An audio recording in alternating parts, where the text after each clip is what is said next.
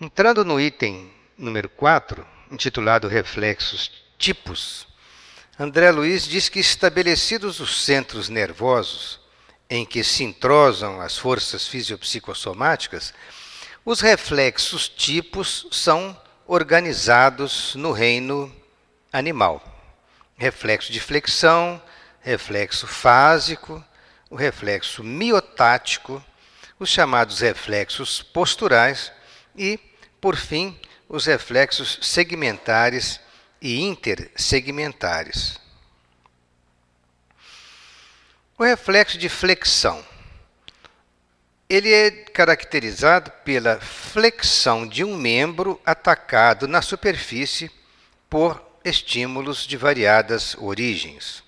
Já o reflexo fásico é aquele desenvolvido em defesa própria na remoção de estímulos perniciosos. O reflexo miotático, ou de estiramento, evidencia-se na contração de um músculo, quando responde à extensão das suas fibras. Os reflexos posturais diversos mantêm o indivíduo em equilíbrio, né? E os reflexos segmentares e intersegmentares, com os arcos que eles são característicos, tanto na parte aferente, fibras que chegam ao sistema nervoso, como na parte eferente, que são fibras que saem do sistema nervoso. O grande Ivan Petrovich Pavlov, que foi um grande cientista russo, ele foi laureado com o Prêmio Nobel em 1904 por seus trabalhos sobre os reflexos condicionados que abriram caminho para o desenvolvimento da psicologia comportamental, também chamada reflexologia. Então ele foi realmente um dos maiores estudiosos dos reflexos, gerando até a criação de uma escola psicológica. Ele viveu na cidade de Ryazan, hoje um dos principais centros eletrônicos da Rússia, uma cidade muito graciosa, conforme a gente está vendo na figura, e a localização no mapa está na Rússia mais próximo da Europa, na província de Ryazan. Bem, os reflexos, o que são? Os reflexos são reações estereotipadas e involuntárias do sistema nervoso, reações estas a um determinado estímulo. Elas são estereotipadas, por quê? Porque elas se repetem sempre do mesmo modo, portanto elas são invariáveis. Então, o que se repete sempre do mesmo modo é estereotipado. Reflexos fásicos, na sua classificação, são movimentos do corpo ou de uma das partes do corpo, e eles são provocados como um movimento de defesa. Exemplo, um estímulo doloroso que leva à brusca flexão do membro, reflexo de flexão ou de retirada. Por exemplo, se eu acidentalmente coloco a minha mão numa chapa quente, eu vou retirá-la rapidamente, né, devido ao estímulo doloroso que aconteceu. Então, isso é um reflexo chamado de flexão ou de retirada. Os reflexos tônicos, eles ajudam a manter a postura e o equilíbrio do nosso corpo. Por exemplo, o reflexo patelar, ele dá percussão no tendão do joelho. Quando o neurologista bate aquele martelinho dele no tendão do joelho, nós imediatamente movimentamos a perna, conforme a gente vai mostrar. É o reflexo miotático ou de estiramento. Esse aqui, por exemplo, o reflexo da flexão ou retirada. Esta figura mostra pelo menos duas situações de estímulo doloroso. Uma causada pelo fogo e a outra causada por um instrumento pontiagudo que perfura o dedo. As outras situações ali não são dolorosas, mas essa figura ilustra muito bem o contato com estímulos dolorosos e que nós vamos retirar imediatamente em defesa. No caso do reflexo patelar, que é o reflexo de estiramento, ou chamado reflexo miotático, né, a percussão do tendão, por aquele martelinho, né, que o neurologista pesquisa, ele vai estimular microsensores no tendão. E esses microsensores transmitem sinais nervosos para a medula espinhal, de onde as fibras motoras estimulam o músculo da coxa que se contrai, julgando a nossa perna, fazendo um estiramento do músculo, o músculo contrai e nossa perna vai se movimentar num movimento de extensão da perna.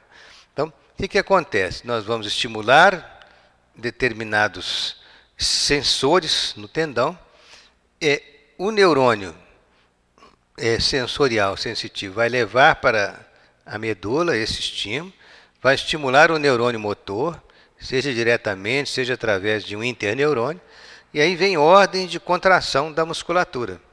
E aí a perna sofre aquele movimento rápido, conforme nós estamos vendo nesta animação o tipo de reflexo que acontece. E no exame neurológico, o neurologista pesquisa vários reflexos do paciente para se chegar a um diagnóstico de determinada patologia. A origem do estímulo ocorre em músculos, tendões ou mesmo na pele. Músculo envolvido podem ser tanto os músculos extensores quanto os flexores. E o circuito neural também que está envolvido. Ele pode ser monossináptico, quer dizer, apenas uma sinapse, pode ser de 2 sinapses ou pode ser de muitas sinapses envolvidas. E o cerebelo participa também porque ele trabalha na manutenção inconsciente do nosso equilíbrio, da postura, do tônus muscular e da coordenação dos movimentos. O cerebelo tem uma função importantíssima. Qualquer patologia no cerebelo vai criar uma dificuldade para nós, seja no equilíbrio, nossa postura, na manutenção da contração muscular.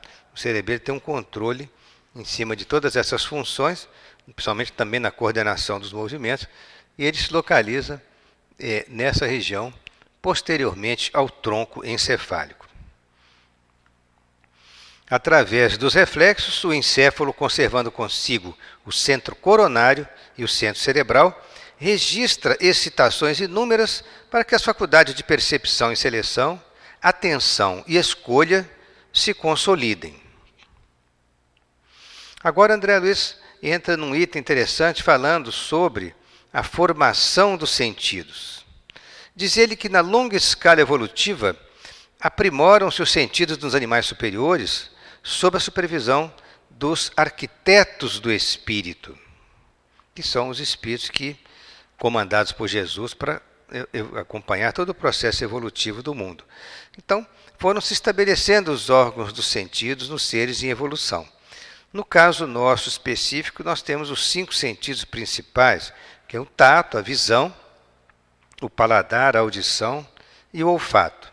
Sobre eles, vamos procurar dar algumas informações isoladamente, sobre cada um deles. Nós temos a visão, com as suas vias nervosas especiais, até chegar à região occipital. Nós temos a audição, também chegando à parte do córtex temporal, na memória auditiva. Nós temos a gustação, funcionando através de papilas gustativas e nervos que vão a determinadas áreas corticais. Nós temos o olfato, situado todos esses 4 na cabeça.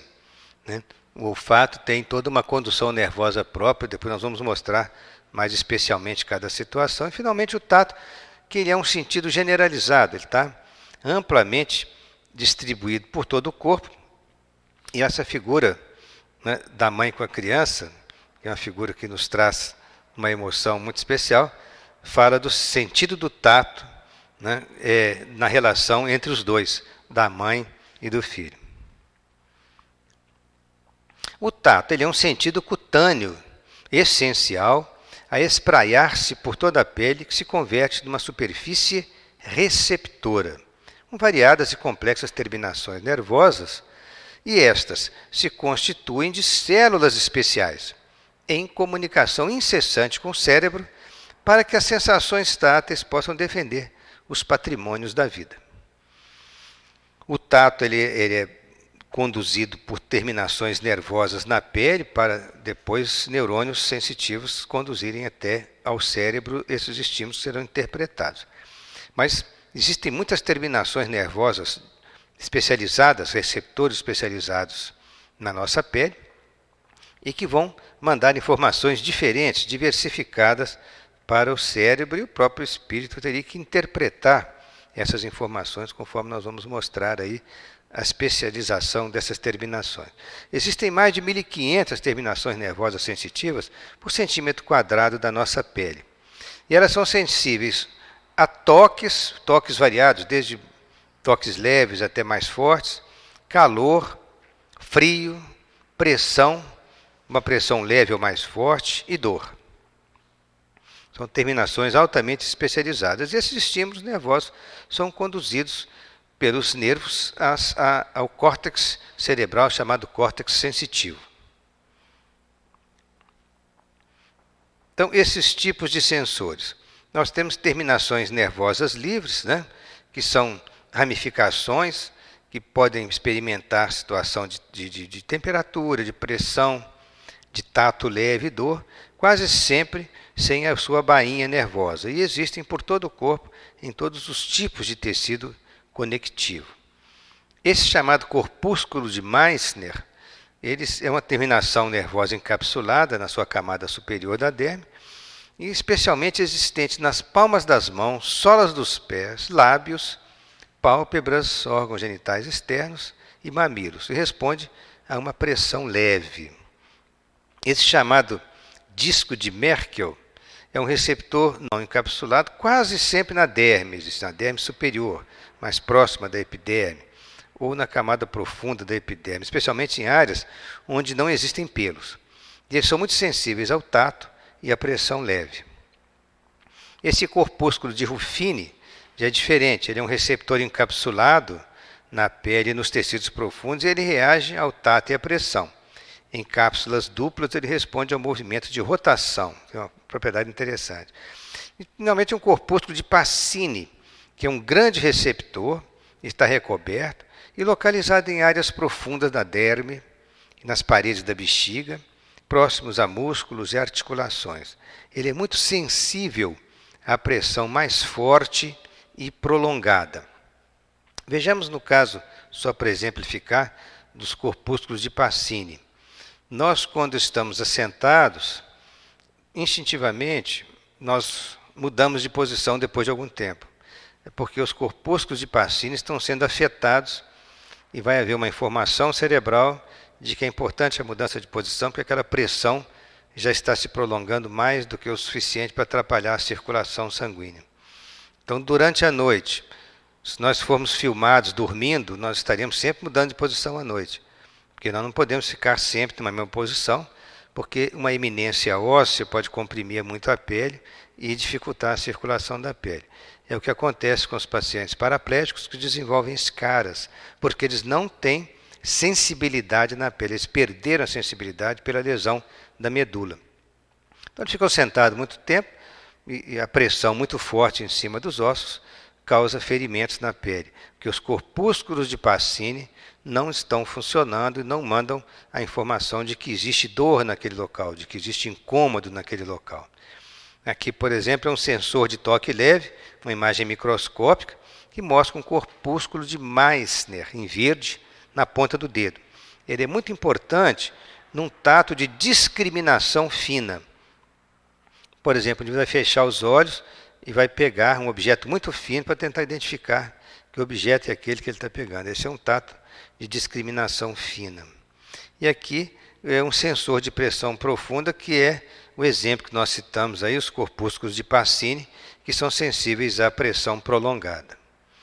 Então, todos esses estímulos que são sentidos na pele sob formas diversas são encaminhados pelos neurônios sensitivos à córtex sensitiva, que tem essa localização aqui no cérebro.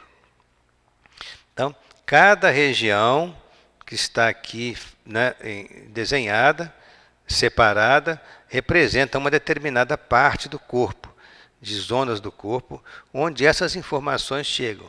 Aqui, por exemplo, olha, pé, perna, tronco, cabeça, mão, tem sempre uma área maior para a mão. Enfim, várias áreas do corpo representadas no córtex sensitivo. Quanto ao olfato e gustação, na verdade, eles são até considerados como sentidos químicos, porque são substâncias que excitam centros receptivos e definem o olfato e o gosto, motivo pelo qual eles são chamados sentidos químicos. No epitélio olfatório, né, numa parte mais alta dentro da cavidade nasal, as células basais, as de sustentação e as olfativas, elas, sobre as glândulas de Bowman, que se encarregam de fornecer o muco necessário à discriminação dos elementos odoríferos, operam a seleção das propriedades aromáticas das substâncias. Isso é André Luiz explicando em resumo a respeito dos sentidos. No dorso da língua, na epiglote, na faringe e no véu do paladar ou véu palatino, os corpúsculos gustativos, contendo células de sustentação e células gustativas, são associadas às pequenas glândulas salivares e fazem o registro das substâncias destinadas à nutrição. Então, olfato e gustação, eles são sentidos químicos. O olfato é mais aguçado até que o paladar.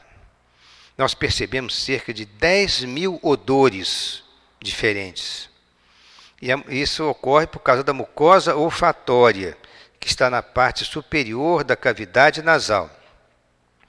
E as moléculas que vêm pelo ar, que nós respiramos, são moléculas odorantes, elas estimulam as células olfatórias.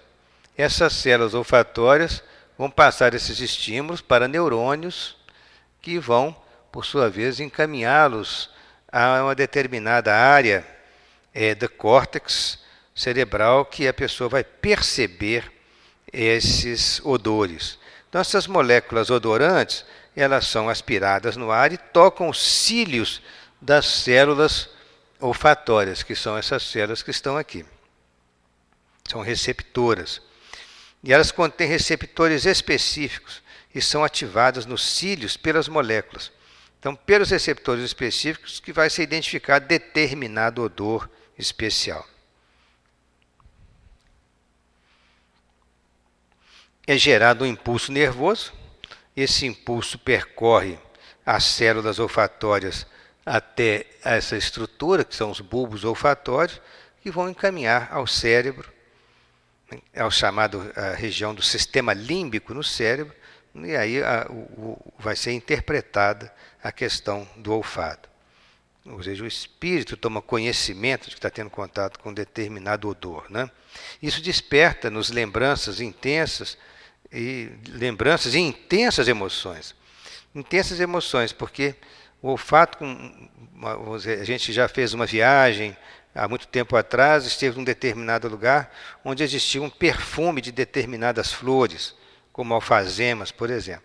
Nós podemos passar muitos anos e, ao retornarmos àquela região, imediatamente a memória vai nos fazer retornar na viagem anterior, onde nós sentimos aquele mesmo odor. O odor ele traz uma lembrança intensa, muito forte, e mexe muito com as nossas emoções, realmente. O paladar. Então, papilas gustatórias que estão distribuídas em várias partes da língua, também cerca de 10.000 existem, cada uma delas formadas por 25 células especializadas, chamadas células gustatórias. Então, aqui está um desenho de uma papila gustativa que tem várias células, como se fossem os gomos de uma laranja, né? na comparação. Mas são milhares delas distribuídas pela língua. Dependendo do ponto da língua, nós vamos ter sabores, né? diferentes. Né? O salgado, o azedo, o amargo, o doce, tem distribuições próprias em várias regiões da língua e outras partes da cavidade oral.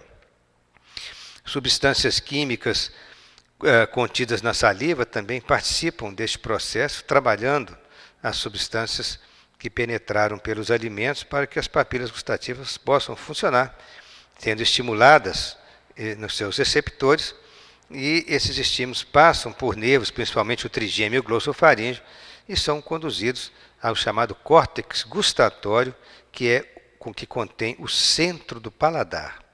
Então, nesta figura, a gente tem uma noção da transmissão pelos nervos até o córtex gustativo, que tem a memória do paladar.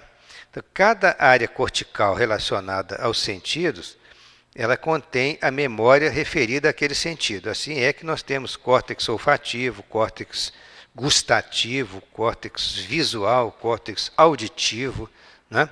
E a parte sensorial do corpo no córtex sensorial ou sensitivo. Isso é muito interessante, porque cada situação dessa relaciona-se com, vamos dizer, um arquivo de memória especial que está ligado àquele tipo de sentido. Bom, no item 6º, André Luiz aborda visão e audição. A visão, ela passa a permitir a constituição das imagens dos objetos na retina, aperfeiçoando-se as células receptoras da luz, cujo impulso nervoso alcança as vias ópticas até a profundez do cérebro, onde a mente incorpora as interpretações que lhes são próprias e analisa-as, plasmando observações para o arquivo da memória e da experiência. Então, esta frase, que diz respeito às interpretações, ela é muito importante, porque, do ponto de vista dos materialistas, é o cérebro que teria essas noções. É o cérebro que veria, que ouviria. Não, na verdade, é a mente que interpreta todas as informações sensoriais que chegam pelos vários órgãos do sentido. O cérebro é um órgão, embora de grande importância, mas ele é um órgão intermediário. As sensações todas passam por ele, mas somente o espírito é que tem condição de interpretar. Porque interpretar significa saber o que ele está vendo, saber o que ele está ouvindo, e esse ato de saber envolve todo o conhecimento do espírito, porque o cérebro, como intermediário, não teria condição de interpretar. A audição, através de órgãos complexos, consolida-se no ouvido interno, em que o tubo coclear, com 3 compartimentos, vai encontrar as células evoluídas dos órgãos de corte e as fibras nervosas do nervo acústico, ou também chamado estato acústico ou vestíbulo coclear, encarregado de transmitir as vibrações sonoras que atingem o ouvido médio em estímulos nervosos, a saírem através do nervo auditivo na direção da mente, que realiza a seleção de valores atinentes às sensações de tom, de intensidade e de timbre. Sob orientação das inteligências sublimes, então, cada sentido se instala em organização especial, formada de vários aparelhos e implementos. Também o cérebro integral se organiza em lobos diversos, com uma vasta margem de recursos para o futuro, quando a alma, construindo o seu próprio veículo, se erigirá em consciência desperta, com capacidade de utilizar as vantagens potenciais que a divina sabedoria lhe oferta. É todo o potencial que nós temos do nosso sistema nervoso que está à espera de ser desenvolvido no futuro com o progresso do espírito, porque a evolução já preparou o cérebro para armazenar e trabalhar com mais recursos intelectuais e recursos do sentimento também. Bom, vamos abordar a visão, que é um sentido superior da criatura, porque ele responde pela maior quantidade de estímulos de que todos os demais sentidos combinados. Nós somarmos todos os estímulos de todos os demais sentidos, não teremos a quantidade de estímulos da visão. Cada nervo óptico possui cerca de 1 milhão de fibras nervosas. 1 milhão de fibras nervosas é uma coisa extraordinária. Mais da metade do total das informações de todos os sentidos chegam à mente através da visão. A retina contém cerca de 120 milhões de cones e 7 milhões de bastonetes que convertem a energia luminosa em estímulos nervosos que chegarão ao nosso cérebro com todas as informações que a visão transmite, sendo que os cones respondem mais pela parte central da retina e os bastonetes pela parte periférica. Então, os bastonetes precisam de menos estímulo luminoso, já os cones precisam de mais estímulo luminoso, eles percebem também detalhes da visão e diferenciação de cores, ao passo que os bastonetes fazem mais a visão periférica, nós precisamos mais dela à noite, que não tem muito detalhe, mas favorece a visão noturna. Então, num corte do nosso globo ocular, que é um órgão de extraordinária evolução, nós estamos vendo aqui, em linhas gerais, né, que a luz ela vai ter que atravessar a córnea, passar pela pupila, atravessar o cristalino, o interior do globo ocular, chegando à retina, onde, através de estímulos nervosos, vai penetrar no nervo óptico para chegar na córtex visual, na região occipital. Mas vejamos, sob outra forma, né, a sequência dos eventos da visão. O mecanismo da visão. A luz atravessa a córnea e a pupila.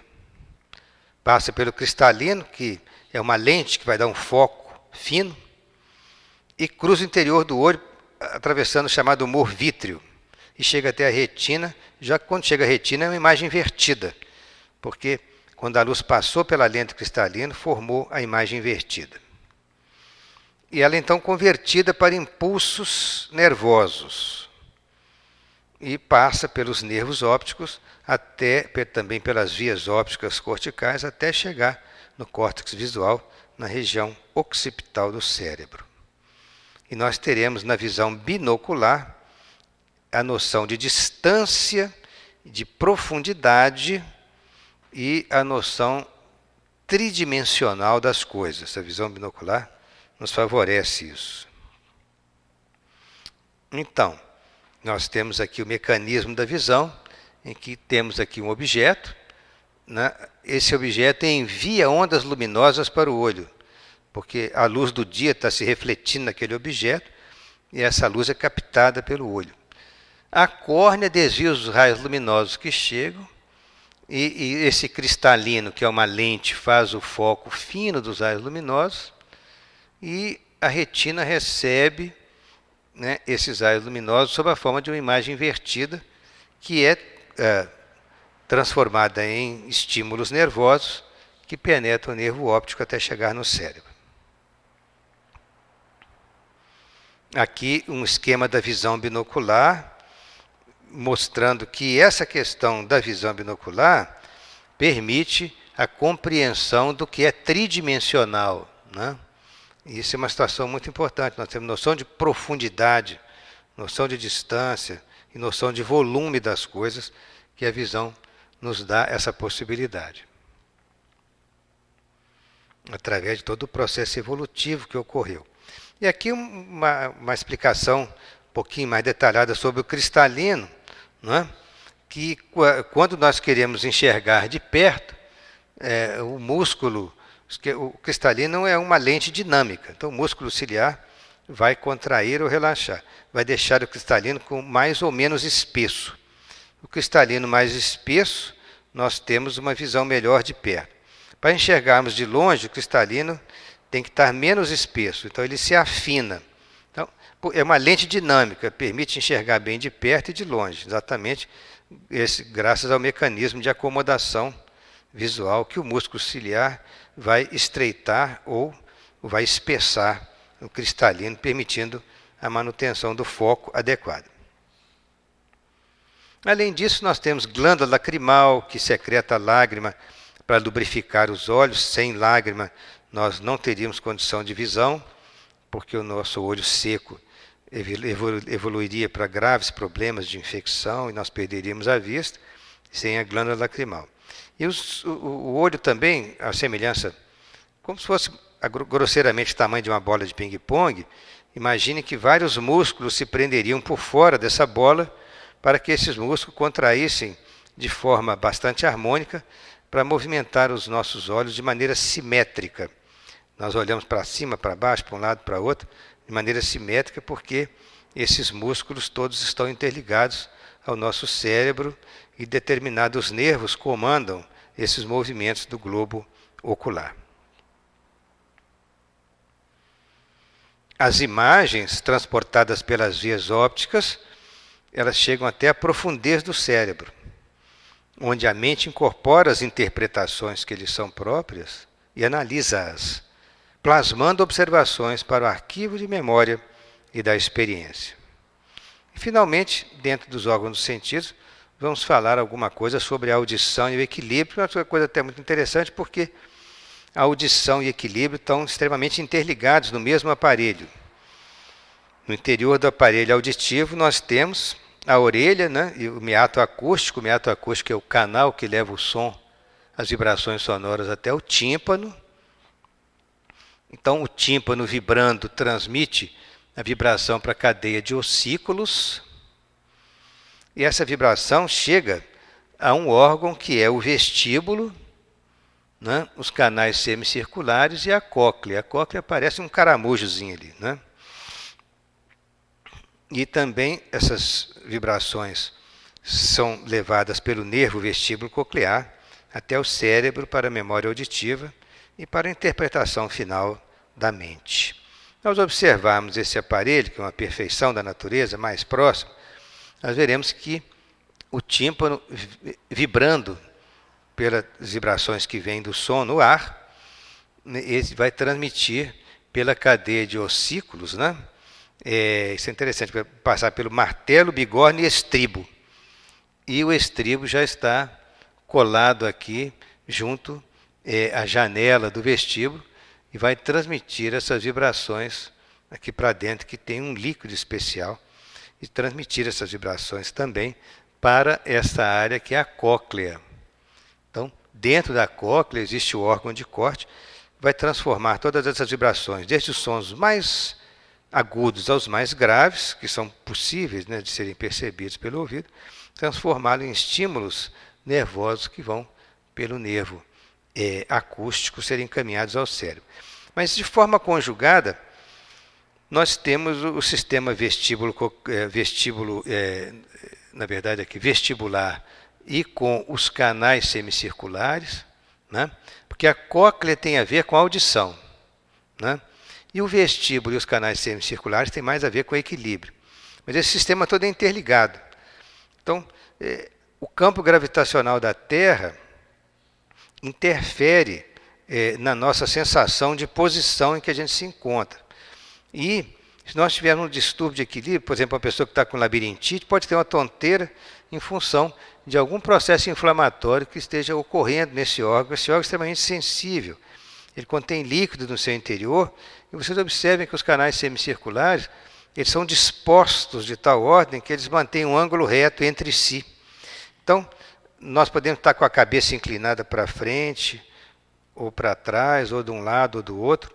Nós teremos toda uma implicação eletroquímica de associação das posições com as células que estão dentro desses órgãos, que estarão informando a todo instante qual posição em que nós estamos. Isso é muito interessante, para não ficar entrando em maiores detalhes sobre esse aspecto, mas aqui nós vamos ver um pouquinho mais da condução, e nós chegamos dentro da cóclea a esse mecanismo das células ciliadas que vão conduzir através de estímulos nervosos, transformando a vibração sonora através de líquido e através das células especializadas ciliadas que vão transmitir essas vibrações para os nervos, transformando em impulsos eletroquímicos.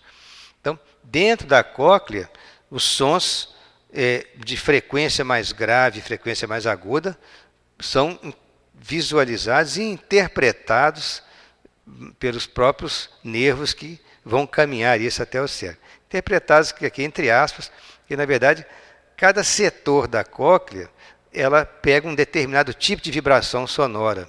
Então, é como se as terminações fossem especializadas dentro do órgão de corte a captar cada tipo de vibração para mandar pelos nervos, para mandar para o cérebro, evidentemente, a interpretação final só poderia ser da mente, não é? E quanto à questão do processo de equilíbrio, também é muito interessante, porque ao variarmos a posição de nossa cabeça, nós teremos ações internas por células especializadas, que elas próprias mudam de posição com a nossa cabeça e vão dar informação ao cérebro, em última análise à mente, em que posição que nós estamos, né? E tanto abaixando, levantando, dobrando, virando a cabeça para um lado, virando para o outro. Imaginem um atleta que está com as duas mãos no chão e com os pés para cima, equilibrando sobre as mãos. Está fazendo uma parada de mãos, como se diz, né, no atletismo. Todo o sistema de equilíbrio está colocado ao contrário, de ponta cabeça. Mesmo assim, essas células têm condição de interpretar e informar os estímulos para que haja a interpretação correta da posição e para que todos os músculos sejam coordenados para manter aquela posição que o atleta está querendo manter. Quer dizer, é de uma complexidade, uma coisa extraordinária. Vibrações sonoras, convertidas em estímulos nervosos, percorrem o nervo auditivo, ou estato acústico, que é o oitavo par craniano, na direção da mente, que realiza a seleção dos valores atinentes às sensações de tom, intensidade e timbre, estabelecendo em seu próprio favor vasta rede de reflexos condicionados, com expressão decisiva em seu desenvolvimento. Então, quando a gente fala que é a mente que interpreta, isso é uma grande verdade espiritual, porque imaginem vocês assistindo a um concerto de música em que uma orquestra interpreta uma peça consagrada, uma peça muito bonita. As sensações de satisfação íntima que a gente tem, né, de um quase que êxtase, de uma felicidade de ouvir aquela música, só pode ser uma manifestação do espírito. Não há como mecanismos bioquímicos cerebrais serem exclusivamente responsáveis por isso. Eles são, como eu disse, intermediários do processo, né? Sob a orientação, então, das inteligências sublimes, cada sentido se instala em organização especial, formada de vários aparelhos e implementos. Agora, já nos aproximando do final da exposição, nós vamos entrar no sétimo item, intitulado Microcosmo Prodigioso, em que André Luiz diz que a direção espiritual da vida consegue, enfim, organizar com mais eficiência o sistema nervoso autônomo, regulando e coordenando as funções das vísceras. Estruturam-se, então, a inervação visceral aferente e eferente e os centros coordenadores, os chamados sistemas simpático e parasimpático, e as fibras pré- e pós-ganglionares de Langley, com os neurônios a edificarem vias eletromagnéticas de comunicação entre o governo espiritual e as províncias orgânicas. Langley, chamado John Newport Langley, nasceu na Inglaterra em 1852 e desencarnou em 1925. Ele foi um grande estudioso da fisiologia humana na Universidade de Cambridge, eleito membro da Royal Society em 1883, posteriormente foi até o vice-presidente dessa famosa sociedade e é conhecido como um dos pais da teoria dos receptores químicos em todo o sistema nervoso.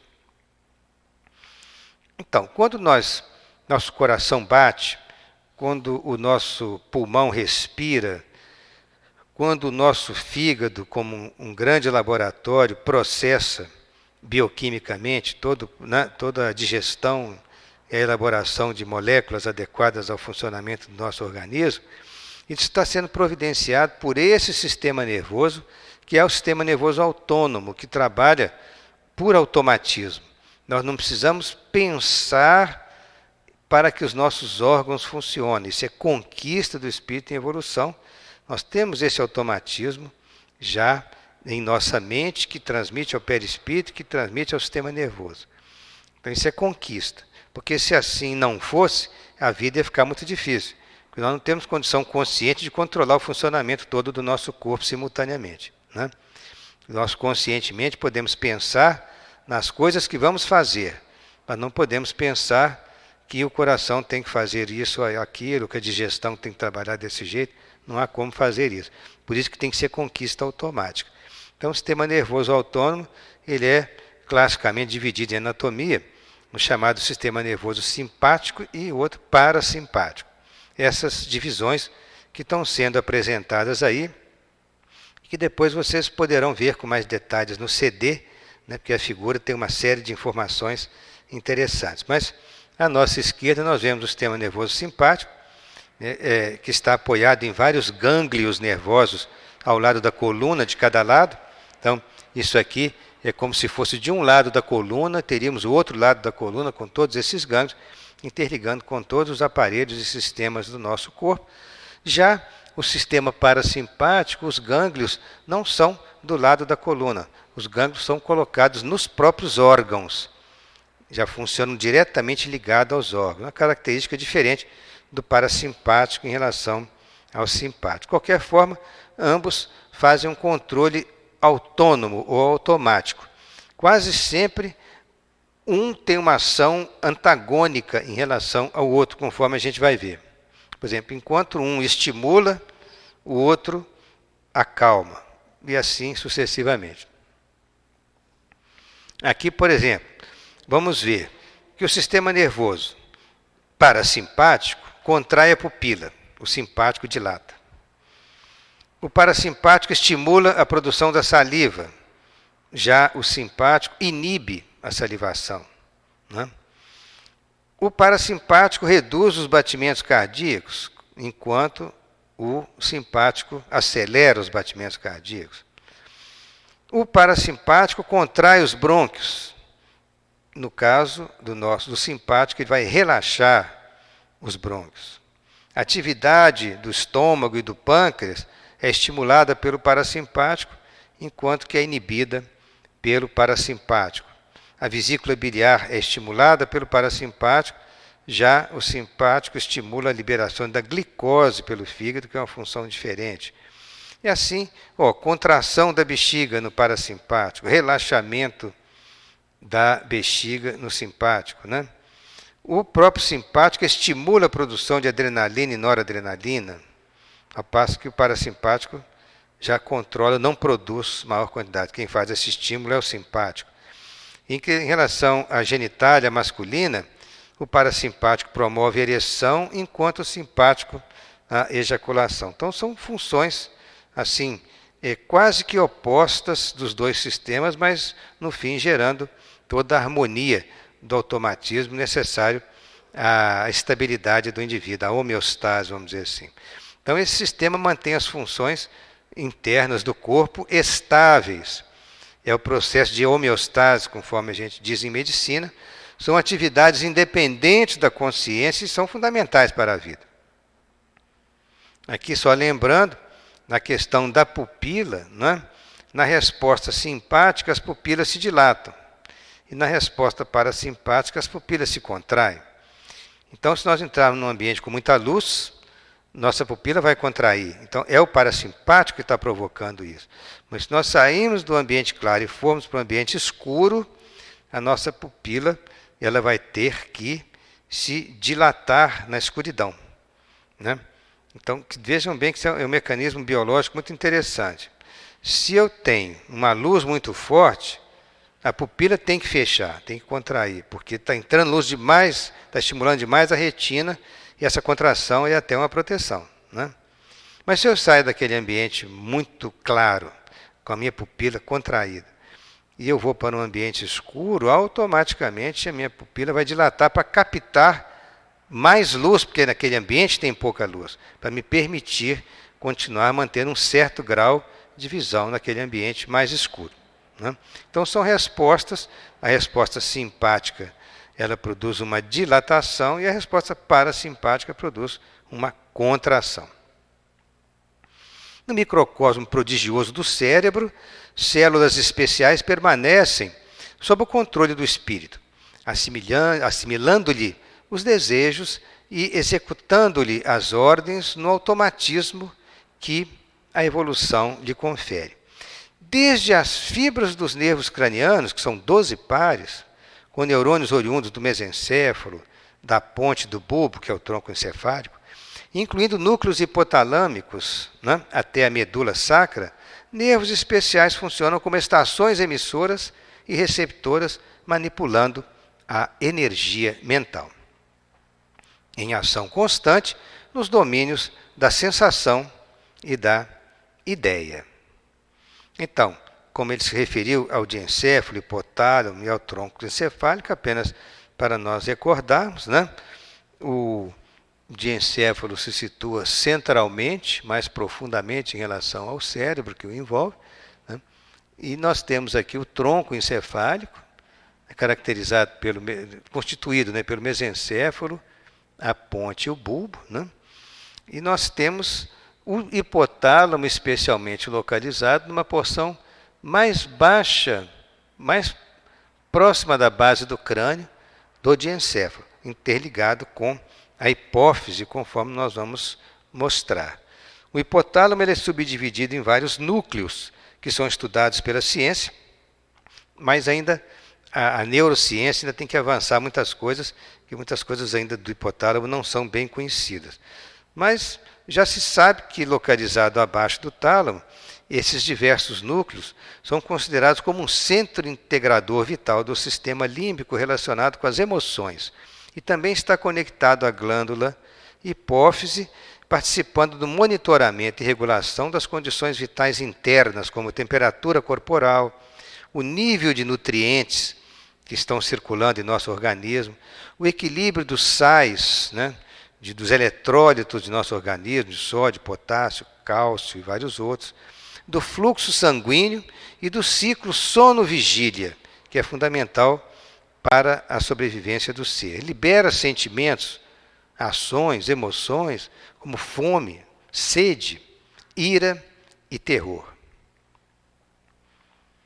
No diencéfalo, o centro coronário entrosa-se com o centro cerebral, na córtex, e em todos os mecanismos do mundo cerebral. E dessa junção de forças, o espírito encontra no cérebro o gabinete de comando das energias que o servem como aparelho de expressão dos seus sentimentos e pensamentos, com os quais, no regime de responsabilidade e autoescolha, plasmará no espaço e no tempo o seu próprio caminho de ascensão a Deus.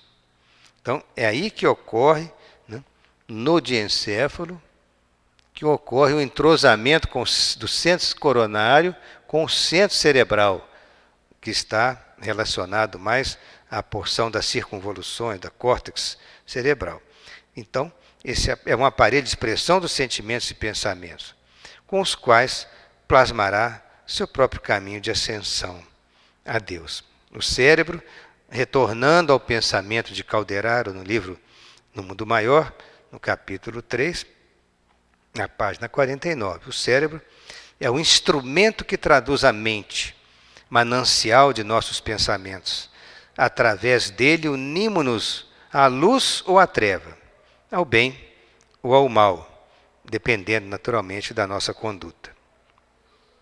Calderaro considera, e até uma divisão muito interessante, que nós podemos considerar o cérebro como um castelo de 3 andares. Nós temos o cérebro inicial, que é a residência de nossos impulsos automáticos, que são as partes mais profundas do cérebro.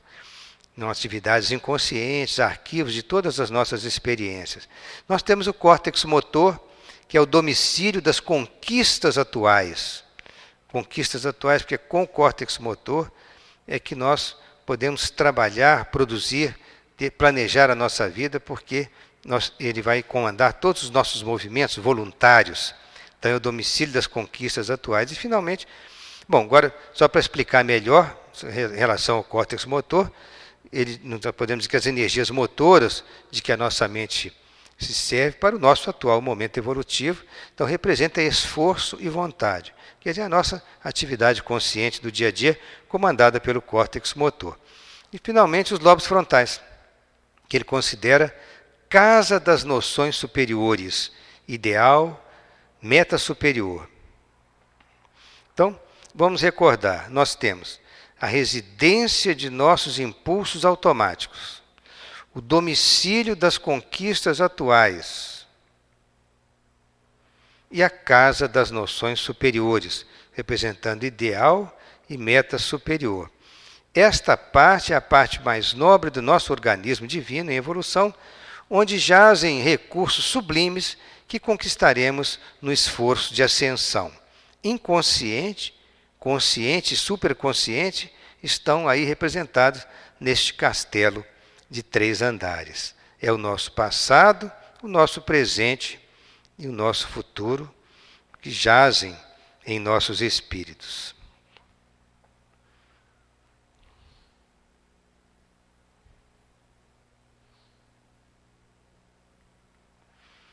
Então, é nessa conquista da ascensão que nós recorremos a Emmanuel, no prefácio do livro No Mundo Maior, falando sobre a missão de André Luiz. E é uma frase que nós destacamos por entendermos que ela tem uma importância muito grande. A missão de André Luiz é, porém, a de revelar os tesouros de que somos herdeiros felizes na eternidade, riquezas imperecíveis em cuja posse jamais entraremos sem a indispensável aquisição de sabedoria e de amor. Então encerramos as nossas palavras com as palavras de Emmanuel, valorizando profundamente a missão de André Luiz e também para concluirmos que sem sabedoria e amor nós não podemos atingir os planos superiores da espiritualidade.